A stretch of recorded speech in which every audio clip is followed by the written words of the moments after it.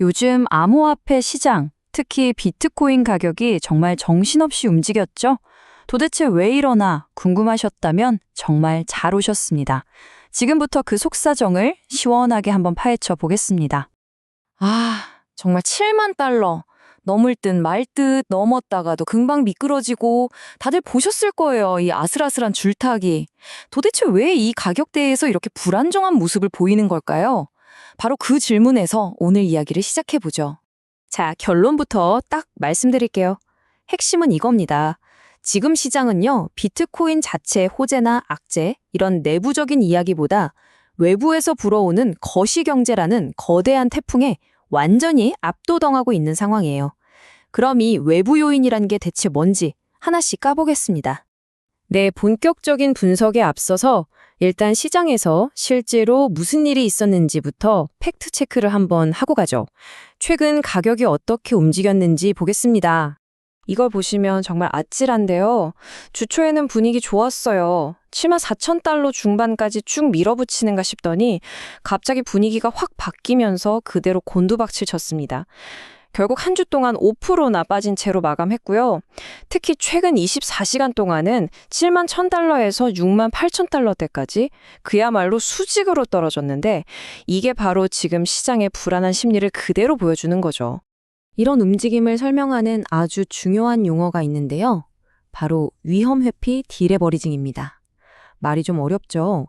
쉽게 말해서 투자자들이 지금은 위험하니까 일단 몸살이자 하면서 빚내서 투자했던 것들을 급하게 정리하고 비트코인 같은 위험 자산을 막 팔아치우는 상황을 말하는 거예요. 이 과정에서 한 명이 팔면 가격이 내리고 그럼 다른 사람의 담보가 청산되고 이런 식으로 도미노처럼 무너지는 현상이 벌어지는 거죠. 네, 좋습니다. 그럼 도대체 왜 투자자들이 갑자기 이렇게 위험을 피하려고 하는 걸까요? 지금부터 시장을 짓누르고 있는 핵심적인 외부 압력 딱 3가지로 나눠서 살펴보겠습니다. 원인은 크게 이 3가지로 요약할 수 있습니다. 첫째, 지정학적 리스크랑 그로 인한 인플레이션 공포. 둘째, 시장에 돈이 마르는 유동성 경색. 그리고 마지막으로 그동안 상승세를 이끌었던 ETF의 자금 흐름이 약해진 겁니다. 첫 번째 요인부터 보시죠. 바로 지정학적 문제인데요. 중동 같은 곳에서 불안한 소식이 들려오니까 국제 유가가 확 뛰어버렸죠.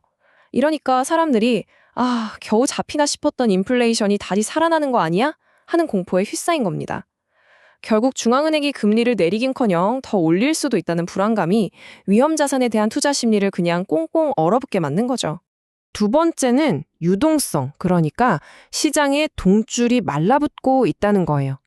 신용시장이 불안정해지니까 비트코인을 사려는 매수세는 약해지고 혹시 가격이 떨어질 때 이걸 방어해줄 든든한 힘마저 쭉 빠지고 있는 겁니다.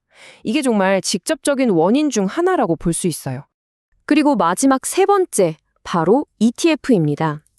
여러분도 아시다시피 올 초에 비트코인 상승을 이끌었던 1등 공신이 바로 이 현물 ETF였잖아요. 그런데 그 강력했던 매수세의 상징, ETF에서 돈이 빠져나가기 시작한 겁니다. 꾸준히 가격을 떠받쳐주던 가장 든든했던 지원군이 잠시 자리를 비운 셈이죠. 그러니까 결정적인 순간에 지지 기반이 확 약해진 겁니다. 자, 그럼 가장 궁금해하실 부분입니다. 그래서 앞으로 어떻게 될 거냐? 지금까지의 분석을 토대로 앞으로의 가격 시나리오를 한번 그려보겠습니다. 일단 현재로서는 이게 가장 가능성 높은 시나리오입니다. 앞으로 한 1주에서 2주 동안은 비트코인이 66,000달러에서 72,000달러 사이를 왔다 갔다 하는 좀 변동성 큰 박스권 장세를 보일 거라는 전망이죠. 이 표를 보시면 좀 더 명확한데요. 기본 시나리오가 방금 말씀드린 66,000에서 72,000달러 구간입니다.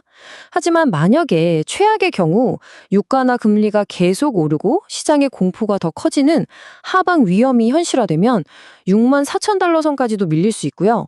반대로 거시경제가 좀 안정되고 ETF에 다시 돈이 쫙 몰려드는 상방 회복의 경우가 되면 7만 달러에서 7만 3천 달러 선을 다시 한번 노려볼 수 있겠습니다. 결국 시장이 다시 제대로 된 상승세로 돌아서려면 이 세 가지 퍼즐이 딱 맞아떨어져야 합니다. 시끄러웠던 외부 경제 환경이 좀 잠잠해지고 ETF에 다시 돈이 꾸준히 들어와 줘야 하고요. 마지막으로 꽉 막혔던 돈줄이 좀 풀려야겠죠. 이 세 가지가 바로 회복의 열쇠입니다. 이 한 문장이 지금 상황을 정말 잘 요약해 주는 것 같아요. 결국 시장 내부의 힘만으로는 한계가 명확하고 외부 환경이 안정되어야만 우리가 기대하는 의미 있는 가격 상승이 다시 나올 수 있다는 뜻입니다. 자, 오늘 분석을 정리해 보겠습니다. 지금 비트코인 시장은 뭐랄까 자기 자신의 이야기보다는 거시경제라는 거대한 파도에 휩쓸려고 있는 모습입니다. 여기서 우리가 던져야 할 진짜 질문은 이거 같아요. 이 외부의 거대한 충격이 잠잠해졌을 때 과연 암호화폐 시장은 다시 자기만의 강한 이야기, 그 내러티브를 써내려갈 힘을 되찾을 수 있을까요? 한 번쯤 깊이 생각해 볼 문제입니다.